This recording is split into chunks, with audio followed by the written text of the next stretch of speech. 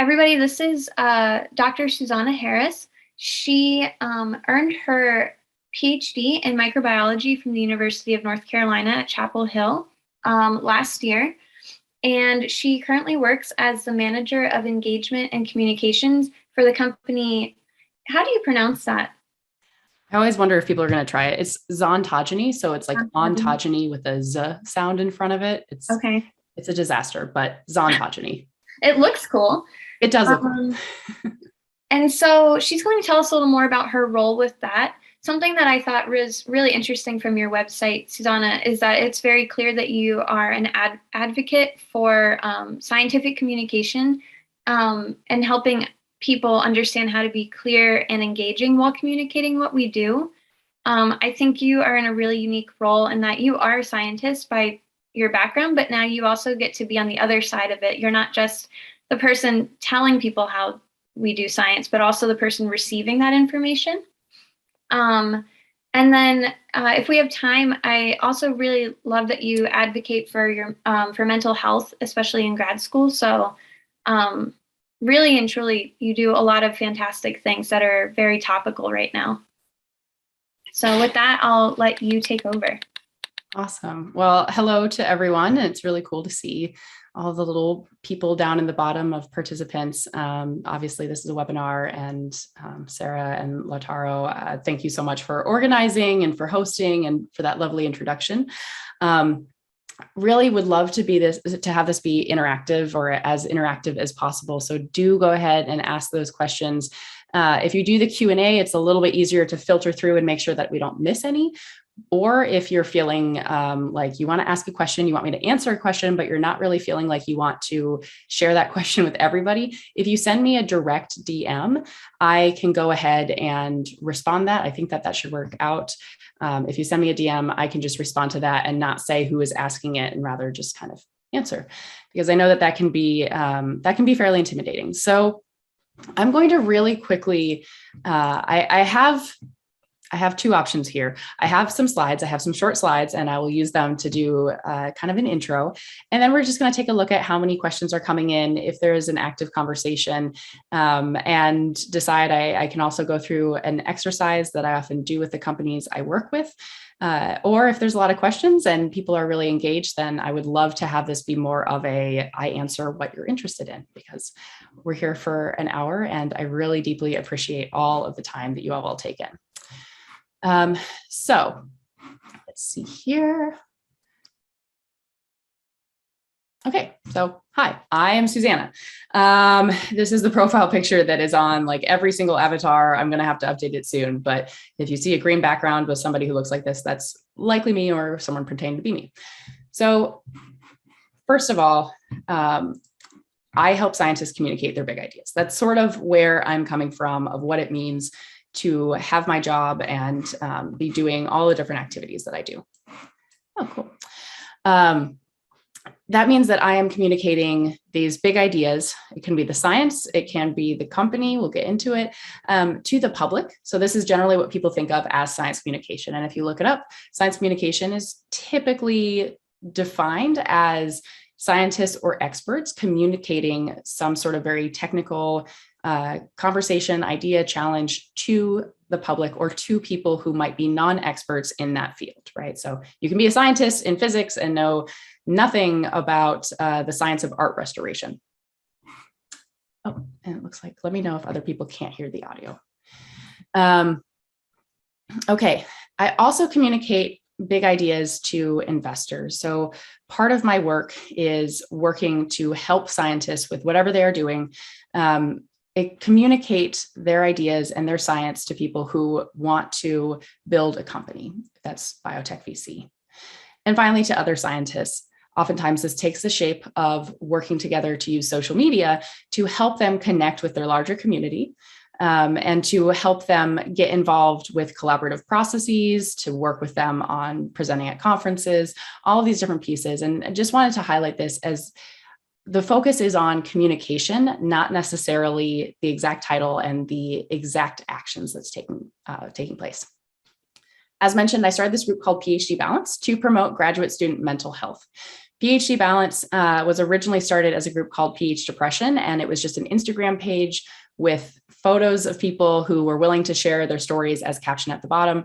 It was started to maybe grab together a couple, maybe 100, 200 people eventually who could share their stories and support each other, because I was a graduate student, I was a PhD student dealing with depression, and I found out it was really, really common, but I didn't feel that I had the support around me to realize that. And especially the year before when I had really struggled, I did not have what I considered to be just that understanding that it would have been okay if I talked to somebody. So what started as let's just share photos and stories, really that basis of communication, leveraging a platform like Instagram that is specifically designed to share in that way.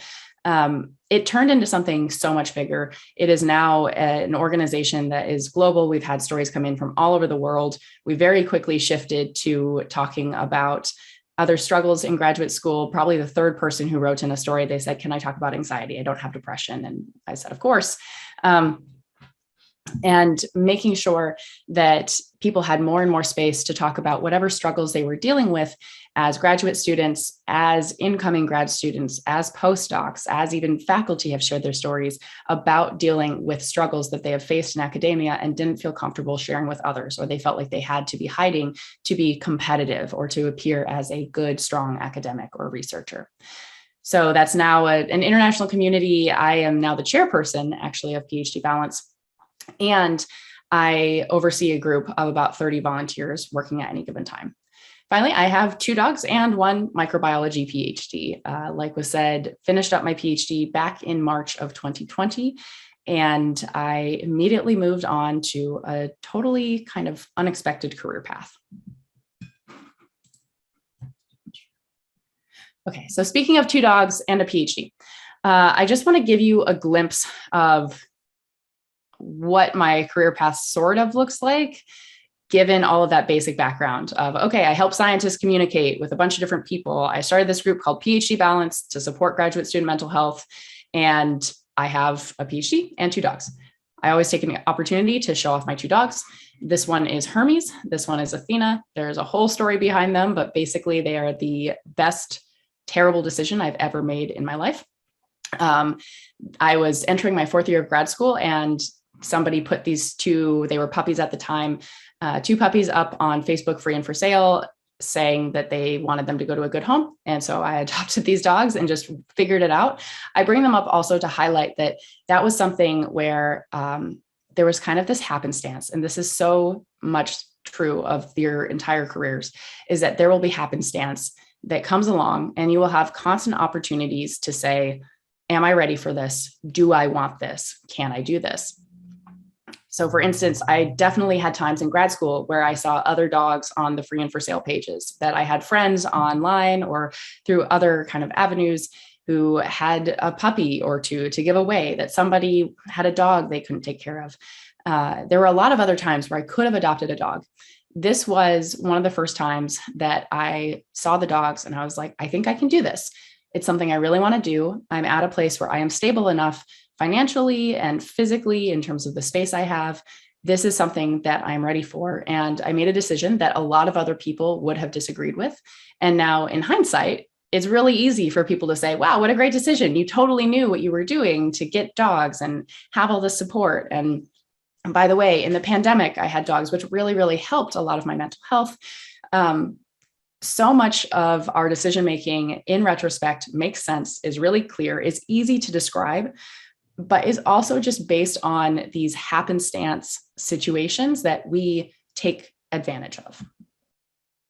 So this is a screenshot. Don't worry, please don't read this. You can actually, it's linked in my LinkedIn, but of just the experience part of my resume.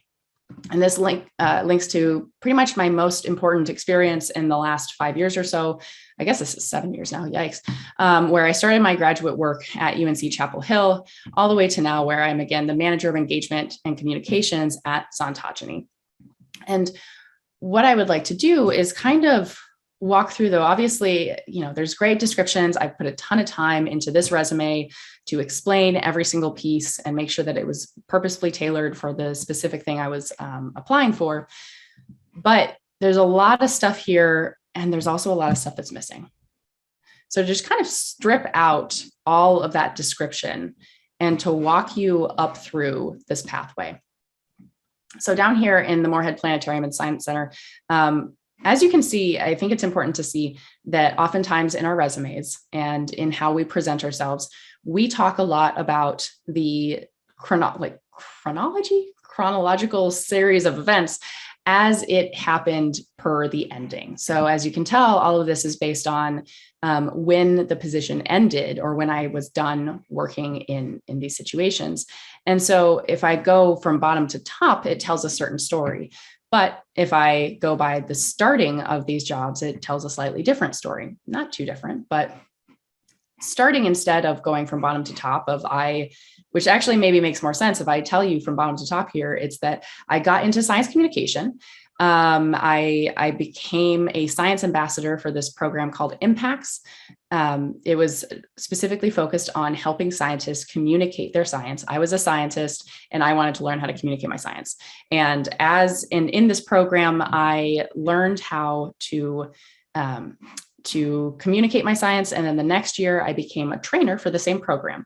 And then I did my PhD in the University of North Carolina in Chapel Hill, where during this time I was a graduate research assistant. I published a handful of papers, did all the things, jumped through the hoops, everything you need to do. Moving up, I started this role as the lead of marketing at a company called Grant Engine. This was basically just a local company that wrote scientific grants to get biotech companies their first round of funding. And this was a great job in terms of learning the different roles that I needed to have that went into the ability to work in industry, work outside of academia. What are the basic processes? And in marketing, I'd had the experience as a science communicator, I'd had the experience as a scientist. Let's get the experience as marketing. And then also up here, now I am the founder and chairperson of PhD Balance. Technically, the company is called Community Balance LLC. I turned it into a company. This is all like very linear and nice. And all of this together has led me to my current job where I'm the manager of engagement and communications at Xontogeny. Xontogeny, like I mentioned, is a biotech accelerator. What that means is that we find, it's really fun. And I say we find because actually this is part of the role that I play. We find really, really early biotech companies. And what I didn't realize in grad school is what a biotech company looks like is that there is some interesting piece of technology or data that can mean that there is a new drug compound, there's a new chemical compound that a scientist thinks this could help treat a certain disease. Or they might say, I have a new version of a device. Maybe that's a pacemaker or something like that. And they, maybe themselves, or maybe they license it to somebody else, create just a company entity around it. That's where Xontogeny comes in. And we come in, we give them some money, and we also give them some management and leadership and allow them to grow into a larger scale company. We allow them to get to their next levels of testing. And what that looks like is, leveraging that leadership, that management, and also the consultancy built in, so that they can move on to human clinical trials. And eventually they become big public biotechs and they can go, do really cool things. And it's awesome from my end because my role is twofold. One, I work for Xontogeny doing speaking events on behalf specifically of Xontogeny, but also just talking about what it looks like to go from grad school to a career in biotech entrepreneurship, in biotech VC, in whatever my career really is. And also working with universities and tech transfer offices, attending conferences, doing what we're calling early deal sourcing, basically finding the innovators who are creating this amazing science and helping them get connected to the money and the resources they need. And the other half is that I actually work directly with the companies that we have. They're called portfolio companies. I work with our portfolio companies to help them with their communications and engagement strategies. So my day-to-day is all over the place. But as you can see, this lineage of experience just really simplified down has led very clearly to working at Xontogeny, where I am helping people with their digital social media. I'm writing press releases. I'm working with them to revamp their websites, to reach out to investors, to help write applications to get more money. All of these things, it's pretty obvious. That's just if we go bottom to top, right? And that's how oftentimes we think about our careers, is when did we do something and move on with the program, with the project. So already you can just look at it and say, well, when did you start? That's a slightly different question. And in fact, I started my work at the University of North Carolina at Chapel Hill, having no real understanding that I was interested in science communication. I was excited to get paid to get a degree in science. I liked research. I had a microbiology background from undergrad. After that, I got involved with this planetarium and science center training program where I did get to communicate my science. I got a lot of experience there. And then I became a trainer for this program. And it was later that I started this group called PhD Balance with that whole origin story. And then we jump back down to working at Grant Engine. And actually, we jump up to Xontogeny almost on accident. Probably something you'll hear from a lot of people when they talk about their career is the combination of luck and kind of seizing that opportunity. I think most of us have heard the famous quote from Louis Pasteur of chance favors the prepared mind, a loose translation from French. I like it because it's actually a microbiologist, so that's doubly appropriate, but it is somewhat true. And so I wanted to highlight, though, quickly going down, how the experience that you list on your resume does not necessarily reflect everything that you do. And so a lot of you are probably at this point thinking about, what can I do with my skills? What does it mean to do science communication? What is this? We look at people, and I still look at people who have what I consider like a full career and wonder how they got there and how they planned it out. Hopefully I'm already kind of showing that this was not as easily planned out or explained as it would be if it was just chronological. Okay, so with Xontogeny, some interesting points. The CEO and I actually started an ongoing discussion in June of 2020 after a coincidental interface. So this was really that opportunity presenting itself in some ways. So I started in February 2021. I started this conversation about having a job in June of 2020. This was because at my previous job at Grant Engine, I had reached out to a whole bunch of our contacts with questions about how could we better serve them, these other contacts, with our services. How could Grant Engine provide services to Xontogeny? And I reached out to this list because what I understood from communication, which is really true, all communication is based on understanding your audience. If I can impart any piece of wisdom about communication and science communication in general, it is about your audience. It is never about what you're talking about. That's secondary, but the number one priority is understanding your audience and what they will understand. And it's only through that you can create something that is really useful. That knowledge of how science communication works led me to reach out to these different contacts in our database. I had only been with Grant Engine, as you can see, for about 1 month. And so I reached out. I had a call with, his name is Chris Garabedian, and I had a call with one of his associates named Shobha Parthasarathi, just to talk about the current company I was working in. During that conversation, my now boss, Chris, stopped me about 15 to 20 minutes in, and he said, who are you? What is your background? And I was sort of horrified because I had only been with the company for about a month. I was hoping that I was explaining everything correctly. I had a background in science, but I was working really hard to build up my skills as a marketer. And I told him as much. And I said, if there's any feedback you can give me, I would love to learn from it. And he said, no. We talk with a lot of different service providers. We've talked with people at Grant Engine before. You're doing a good job of explaining. And so I wanted to understand where you are coming from. And I didn't really think much of this. He ended up reaching back out to me maybe 4 or 5 days later and said, hi, it was great talking to you. I'd love to learn more about your background and about your interests. I do a lot of mentorship, and I'm always looking to connect with more people in kind of some of your positions. And I said, okay, sure. Started having these conversations. I mentioned it to my boss at the time, he thought I was kidding. He was like, you didn't talk to Chris though. You emailed Chris and you talked to Shobha. And I said, no, I talked to Chris. He's really nice. We're having a phone conversation tomorrow.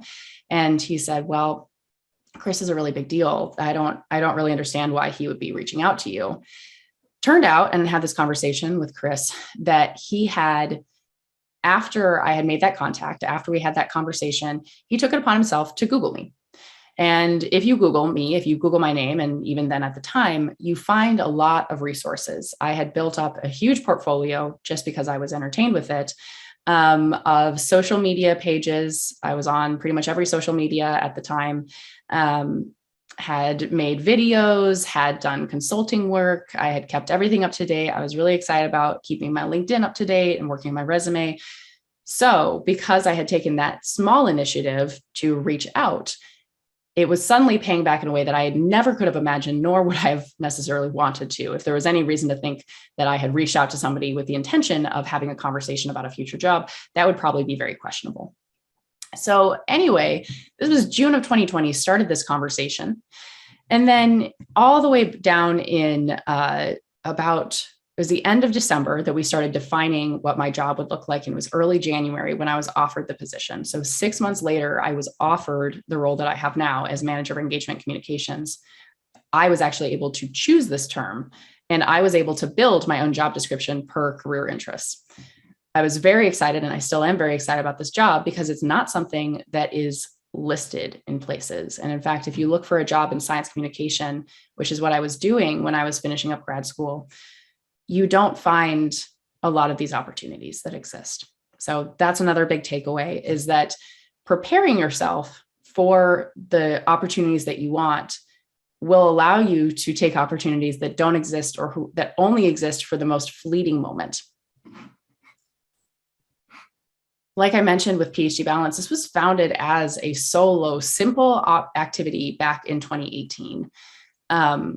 This was not on purpose. And if people had told me that I was going to make a speaking video and I was going to end up traveling around to international conferences talking about how to support graduate student mental health, that I was going to learn how to to technically establish an LLC as a company, I would have not done it. This was a situation similar to up here where it was not intentional, but definitely a situation where I'm glad I did not know what the repercussions of my actions would be. What ended up happening here is I started something that I knew I was ready to do, which was starting this Instagram page and building it from there. And when I realized it was getting too large for me to do on my own, I started expanding it out and grew it into a team. At the point it was a team, I realized that it was my responsibility to provide the safety for my volunteers to actually take this time and do their work with me, but also that I needed to make sure that they were protected in case of liability issues, which is why it turned into an LLC. And then people started asking me what my company was based on and how to raise money and all these different pieces. And it just sort of snowballed. And all of this was not intentional. It was not sitting down and saying, I'm going to do this. It was at every decision point, making the best decision that I could think of. And I have no idea if it was the best decision, but that is all that you can do in this kind of career trajectory. And it's grown and morphed through what I call team dynamics. I am now the chairperson. We have a president and vice president. We have all of the documents that I could have never created on my own. It is something that now I have a very different role in, but the role that I serve now, I'm still learning a lot from it. And it's still a really worthwhile activity for me and something that I can provide things into.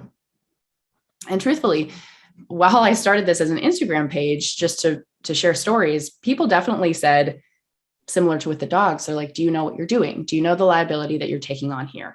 Do you realize that if you start a page talking about dealing with mental illness, that's going to be concerning to your employers? That might look really bad.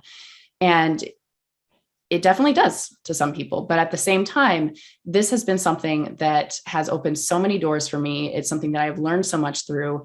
It is demonstration of my ability to do marketing and engagement on a company level, to lead a team, to establish basic company rules, all of these things. And that would have not happened had I not said, I am ready for this next step. I don't know what the next thing after that is going to be.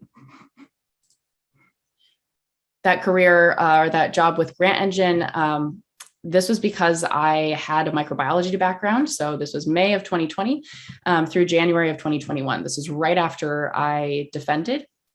And the CEO reached out because we had connected through a meeting 2 years before. And that meeting I got into because of PhD Balance. I was there as it was an entrepreneurship discussion of what it meant to start your own company in grad school or in undergrad.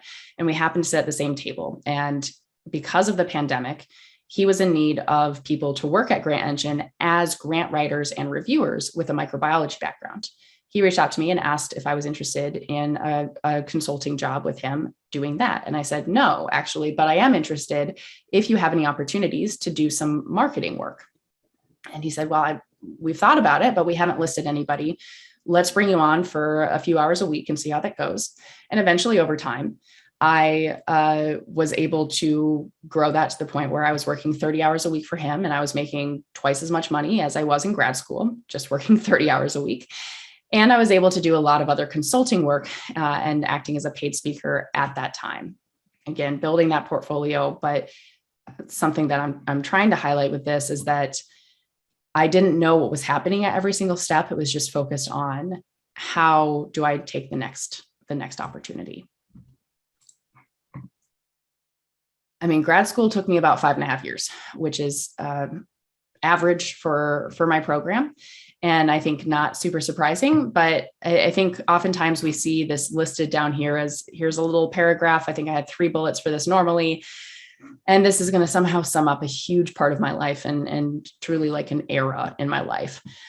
During my time at UNC Chapel Hill, I switched labs, I switched projects, I switched entire thesis aims. It was constantly moving around. Looking back, I can say, oh, well, that project that I did, the first rotation actually supplied information for my last chapter of my dissertation. Absolutely. But at the time, it did not feel like I was going anywhere in particular. It was just collecting things and moving in whatever direction was available. I did and have spoken openly about failing and redoing my written exam, which was, as anyone who has had to do this sort of thing before, very stressful. It's hard to do those comprehensive exams regardless. And this is part of what was baked into dealing with a lot of mental health issues, in addition to kind of other stressors. I joined, started, and ended many education and student orgs. So many of the organizations I joined, including the next one, existed before me and existed after me. I also started a couple that I stayed with the entire time, one of which being PhD Balance. And there were also a lot that I tried out and found out that that wasn't what I wanted to be doing. And like I said, most of the time, I did not know where I was going. That's usually a question that we ask our graduate students of what are you going to do after this? What is the safe option? What is your plan B option? And I did not really have that. I had opportunities. I knew that I could get myself through after graduation with the opportunities I had to do speaking events. With all of the different choices I had with a PhD, you are employable with a PhD. It doesn't mean that you'll get the job that you want, but you are still employable. But most of the time, and when I'm asked, how did I choose my career?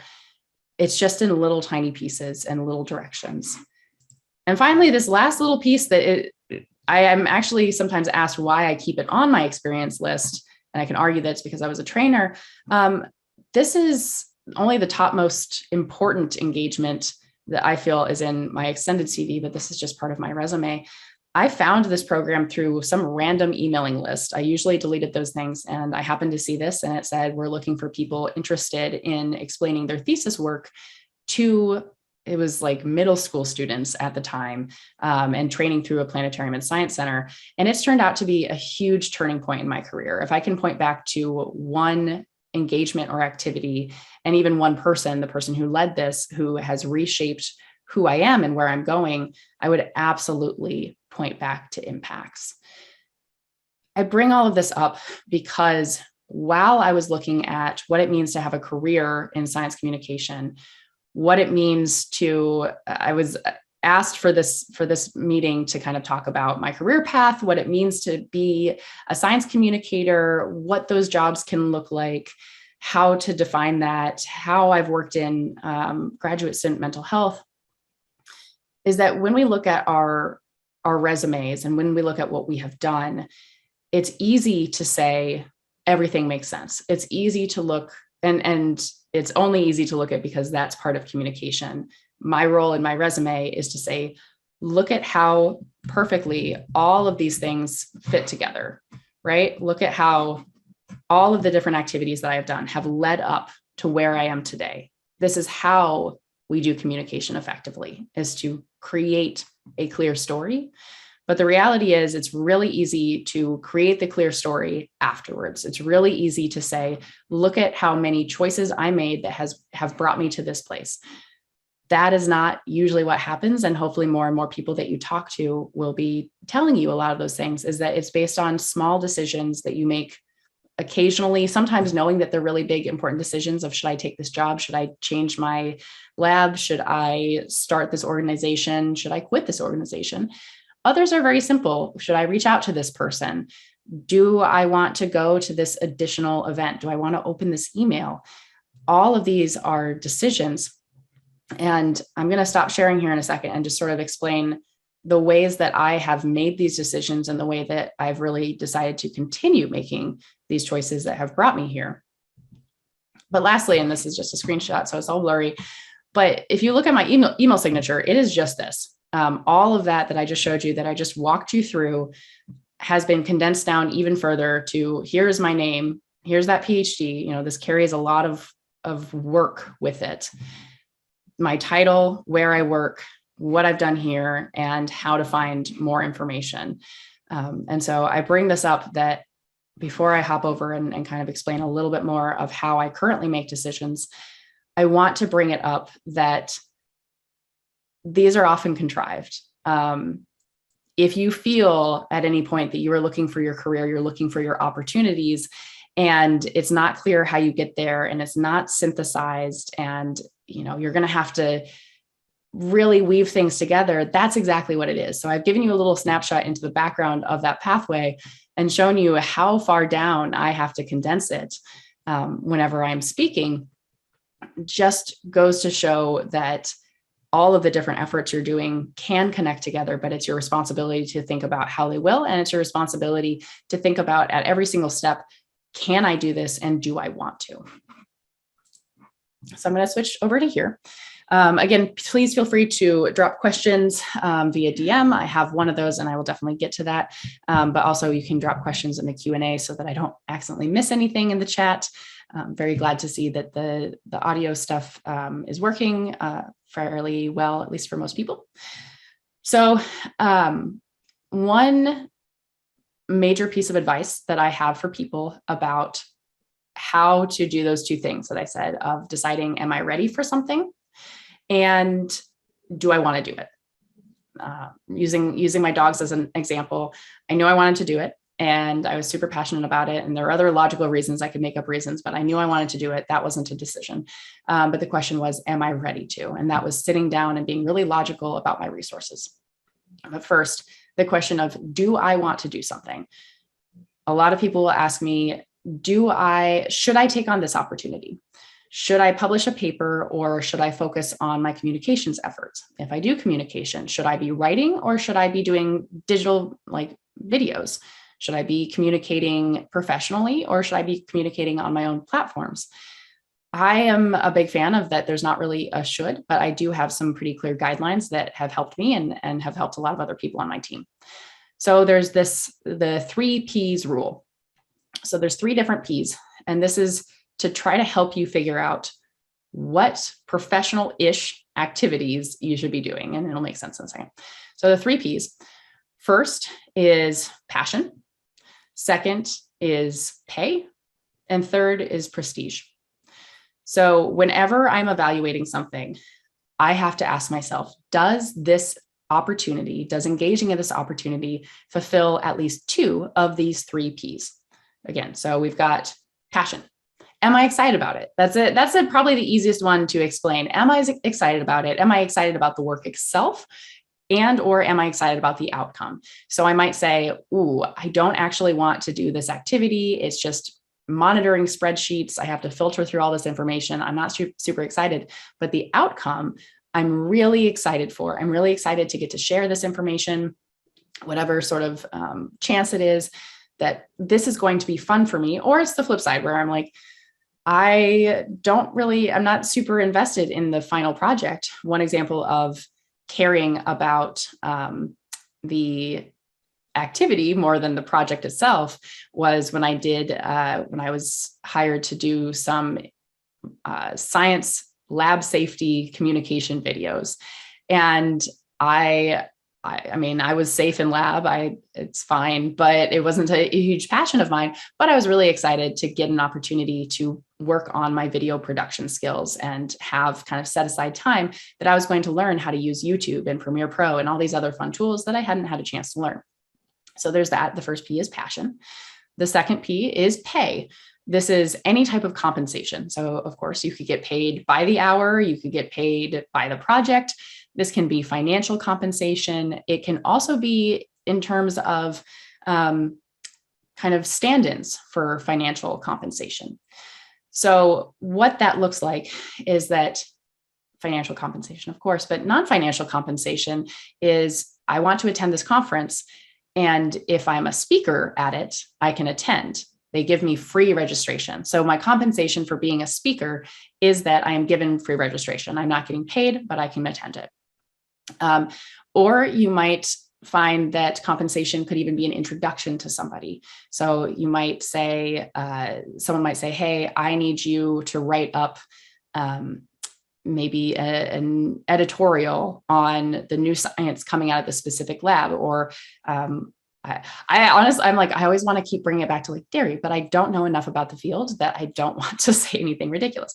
So, but let's say you have an opportunity to write something and someone says, I can't pay you, but what I can do is that we're going to be pitching these stories to the top editors in this field. And I know that you're excited about getting a job in this field. Would you be interested in writing a piece so that we can have you do a 20-minute conversation with the head editor of this journal? You might see that as a form of compensation. So again, we have passion, we have passion, and we have pay. And lastly, prestige. This doesn't mean that you're going to be up on a dais somewhere with a crown. It's rather, the way that I think about this is, would I put it on my resume? Would I put it on that limited amount of space that I have to highlight that I have done something exciting? Would I put it on my CV, which is slightly longer, but I also still am very careful with what I am adding to that CV? And the reason that this is important is that you will be asked a lot to engage in different activities. You will be given a lot of opportunities, and people will quite often tell you, you should take every single opportunity. You should make the most of everything you have. And I hear sometimes people saying, how do I find the right opportunities? Oftentimes what they're actually saying is, how do I not do the wrong opportunities? How can I know which to say no to rather than which to say yes to? So following those 3 Ps, pay, passion, pay, prestige, doesn't matter what order you do them in, but passion, pay, and prestige will allow you to figure out what can you do that is sustainable and that will help you build towards your career. If it fills out 2 of those 3 options, then I can't guarantee, but I pretty much promise you that it is going to be something that aids in the trajectory of your career. And you might be, one of the things that I have faced and have had a challenge with, where it said, well, I have huge passion for this project. I really, really, really want to do, let's say, I really want to do a workshop series at I have an example. I really want to give a presentation. Something I really wanted to do in grad school was I really wanted to be able to go to one of these Gordon research conferences.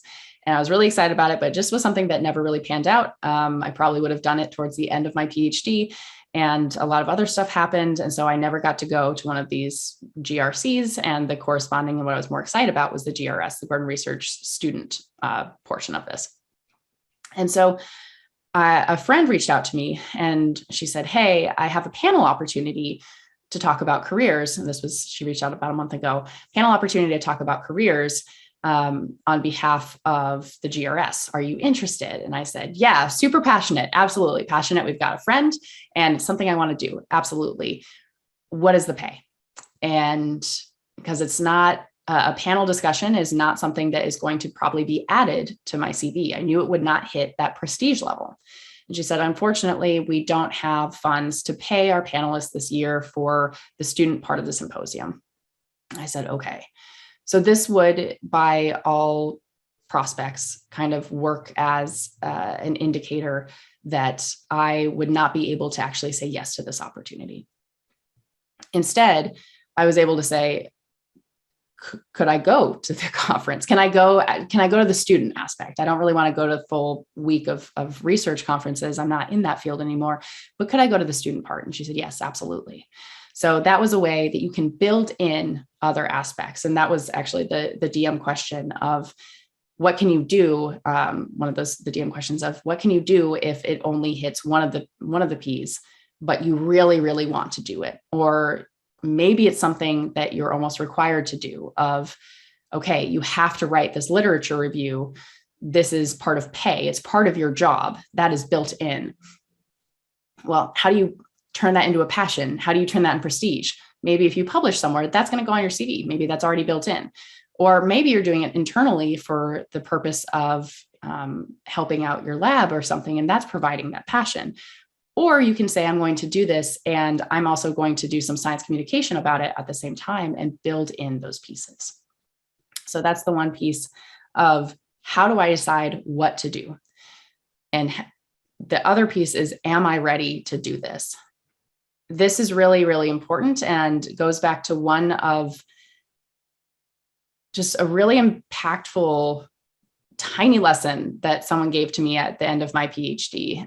He's a professor up at Harvard, and I consider him a friend. He's a really nice person. And we were talking about his role as a professor and how hard it is for him because they are constantly being asked to do more and more and more. And I was talking about that side as a graduate student and thinking about my future career and what should I be doing? Maybe I should do this and this and this and this. How do I say no?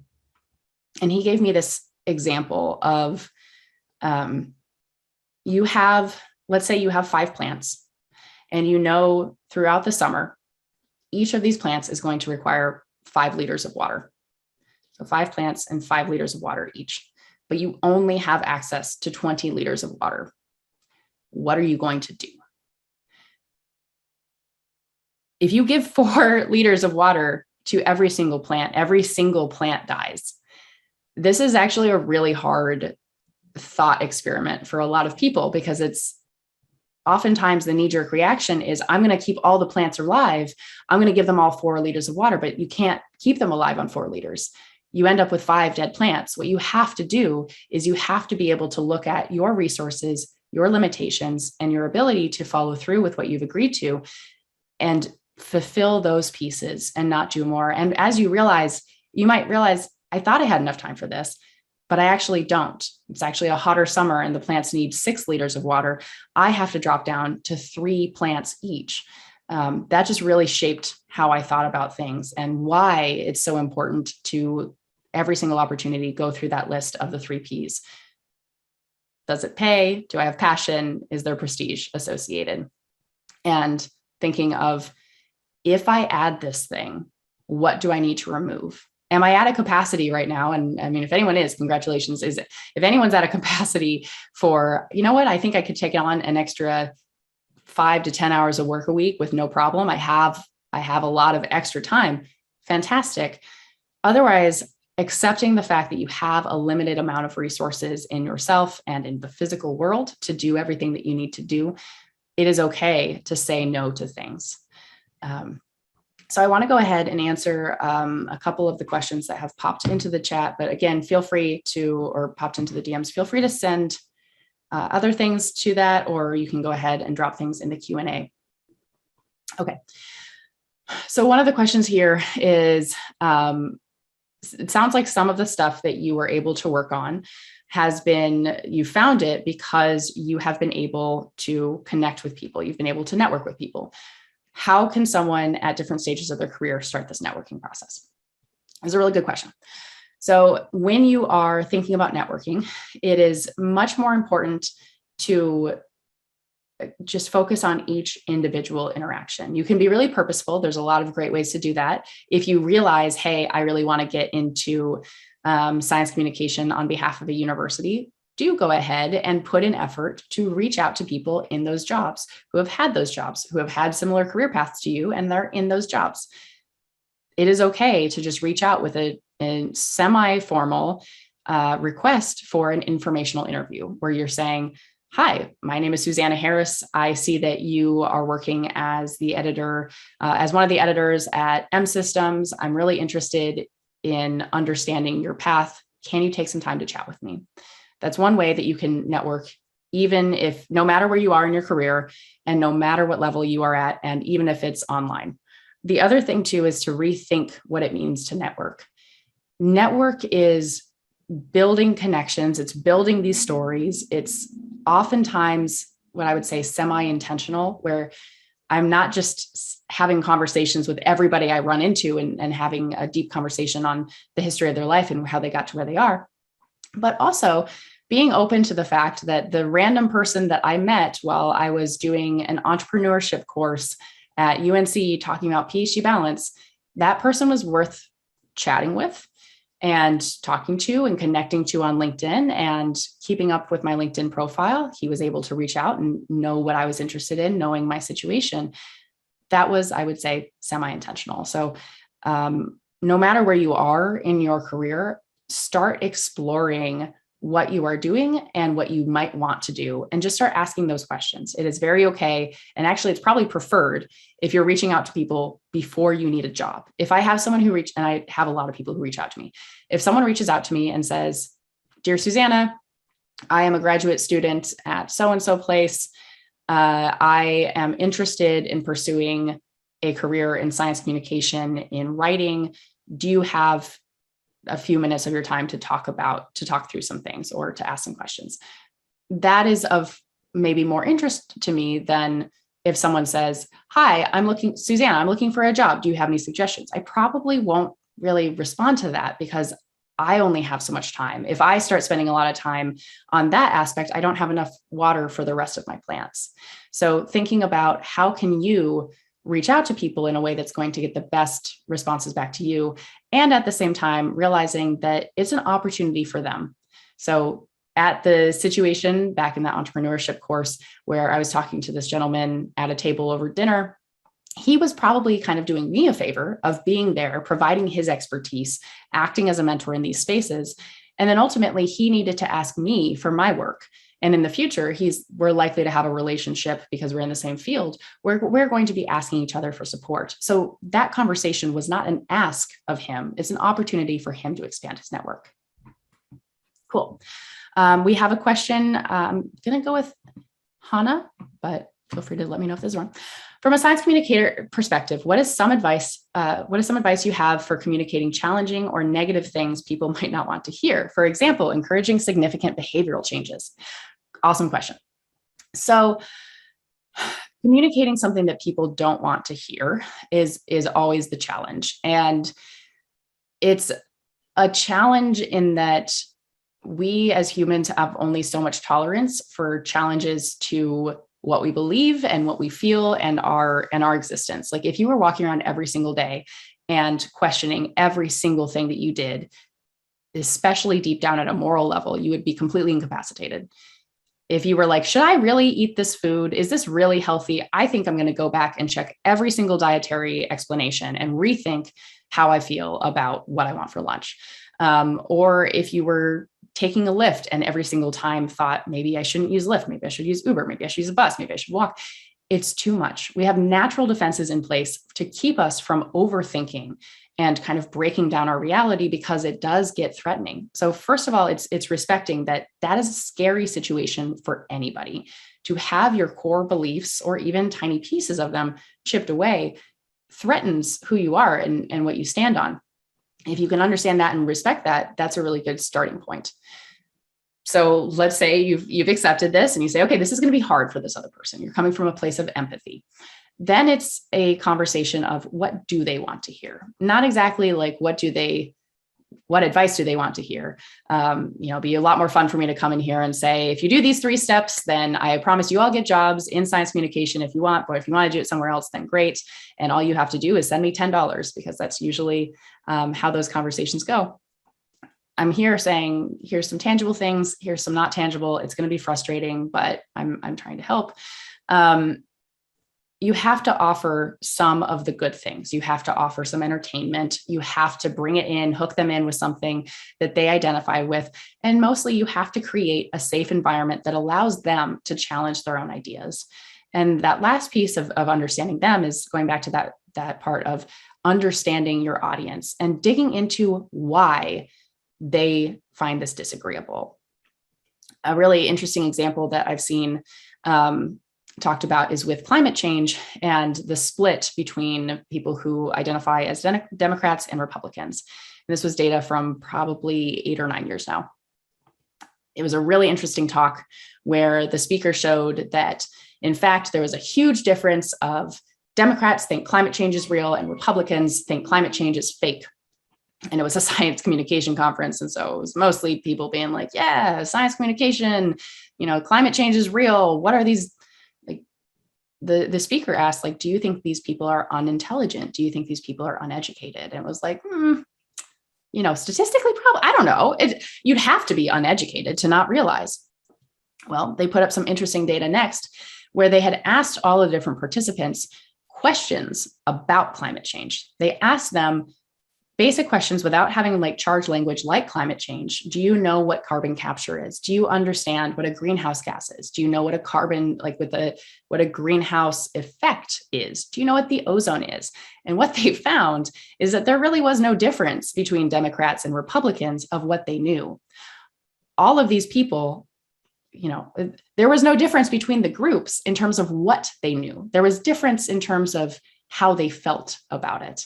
And so understanding why they didn't want to know something, and if you wanted to go out and tell them about climate change and explaining things, understanding that while we want to go and say, climate change is real, here's how you can fix it, be a better person, that's not going to resonate with somebody that you don't need to change their mind. You have to come in at a different angle. You have to meet them where they are. And also you have to set your own expectations. The last piece I'll say on this part is that obviously this has come up a lot as during the pandemic, and there's been a lot of frustration, and even science communicators will pick at each other and say, like, you're not doing it right. You need to do it that way. There's a lot of different ways that this can work. Your goal is to kind of protect yourself as well, make sure that you're doing things sustainably. One thing that I do specifically in terms of vaccine hesitancy, for example, PhD in microbiology, is to say that. So if someone will want to engage in a conversation, I let them make the motions to engage in a conversation if it comes up. And sometimes people will say, like, oh, what do you think about the whole vaccine thing? The easiest way to decide if it's an appropriate time to have a conversation and try to change someone's mind is to ask them if there's anything that would change their mind, which sounds kind of funny, right? And sometimes people will feel like, well, I'm not going to give you the right answer. I'm not going to tell you how to change my mind. That also tells you that they might be combative. But if you say, are you open to thinking about this topic? Is there any information that would change your mind?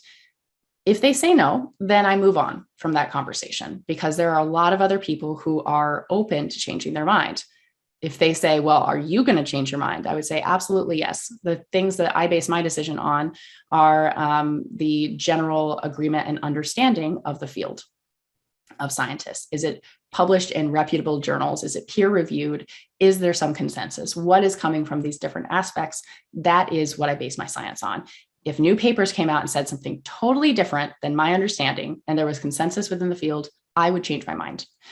And oftentimes you'll find that people who you expect to say, well, nothing's going to change my mind, they will actually say, I just don't feel like it's safe. If you could show me that it's safe, then I would do it. Or I don't understand how it works and it seems fishy. It gives you the opportunity. So that's really what I would say is try to understand your audience, try to make it palatable to them, but also respect that, especially with adults, it is really hard to change anybody's mind. Okay, so I have one more DM question with just like one more time, which is how much not money, how much time should I be spending on my resume? And so, of course, I brought up the resume a lot. I have gone back and forth, iterating this a bunch of times over a bunch of years. It's never done. Probably in 2 years, I'll look back on this resume and be like, oh, terrible, hate how this is set up, or it's not appropriate for where I am right now. With that and with so many other things, I strongly, strongly recommend working with someone else to get input. Wherever you are trying to go. Oh, there's a thing. Oh yeah, thank you. Wherever you are trying to go with your resume, whoever you're trying to get to see it, again, go back to who is your audience. Find people within your audience, find the people who you want to read that resume when you're putting it out there, and have them give you feedback. Don't send someone your resume and say, hey, can I have a job? Reach out to somebody and say, hey, you're in the field that I'm interested in. I'm a little ways away from actually submitting. Can you take a look at my resume? You can find career services that are helpful. You can talk to recruiters. Oftentimes recruiters are very excited to get involved because all of you as researchers, as scientists, as academics, as whatever you are, have a lot to offer and they want to be connected with you. So find the people who are going to be your audience and ask them for feedback. And yeah, that's right at the top of the hour. So I just want to thank everybody for tuning in and for having these conversations. Thank you to everyone who sent in questions anonymously, and Hannah for putting it publicly. But I want to say too, if you need anything from me and if there's anything that I can help with, feel free to reach out. Again, I'm on LinkedIn, pretty much every social media platform, and I'm always willing to kind of hear where people are and answer any questions you didn't feel like asking yet today. Thank you so much, Susanna, for agreeing and doing this for us. This was great. We had a big audience for our membership, so that was fantastic. Thanks so much. I want to say I'm in Twitter. I love like following like professors, people that like advocate for science. And last year, actually during the pandemic, I saw one of your tweets saying it was never a good time to get a dog. And I still did it, and I'm never going to regret it. And I said, okay, if some other people out there like doing their PhDs can actually do it, I'm just going to go ahead and do it. It's probably never going to be a good time anyway. So yeah, and it's one of the best decisions I've made. So. Yay. I will take that. I will take that stamp of a good impact. That's fantastic. Mm-hmm. You'll have to send me a photo of your dog or something. Oh, we'll do. Yeah. Yeah, I wanna thanks Sarah for organizing this, and it was great. So kudos for Sarah. Thank you, Sarah. Thank you so much. I think we should probably be able to get a post out or like an Instagram story, maybe linking your Instagram page. Yeah, maybe we'll do that this afternoon. Mm-hmm. That way people can find you. Took a couple of screenshots throughout, so yeah. Oh, good. Screenshots are always interesting. You're like, that's what my face looks like in between. Try to get you in the right angle, so no worries. Perfect. Yeah. But, okay, well, thank you all so much. Yeah, thank you. Thank you. Bye-bye. Bye.